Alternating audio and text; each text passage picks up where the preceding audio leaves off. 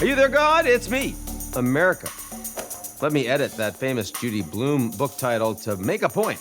Americans want to believe. It's not a question. That's a fact. According to a Pew survey that I'll return to in a moment, 92% of Americans believe in the existence of a soul or something beyond the natural world.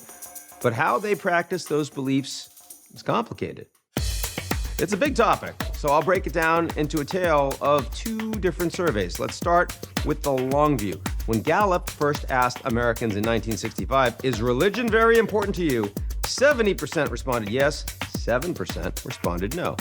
By 2023, the yeses had dropped to 45%, the nos up to 28%. That same survey also showed that less than half of Americans in 2023, 45%, belonged to a formal house of worship.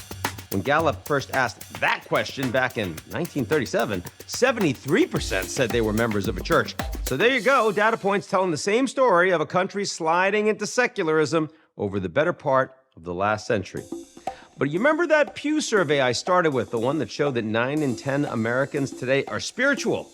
Turns out, it's the largest survey Pew has ever conducted. 37,000 respondents compared to the typical 1 to 2,000.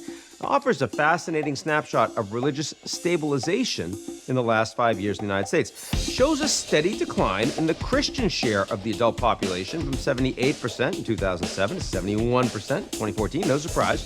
But it also shows it leveling off in the past 5 years, right at that 62%. Also shows that since 2021, the percentage of Americans who say they pray every day has held consistent around 45%. Doesn't say what they pray for. And it shows that since 2020, the number of Americans who attend religious services monthly also remained consistent, about 33%. So how do we reconcile the Gallup and Pew surveys? Easily.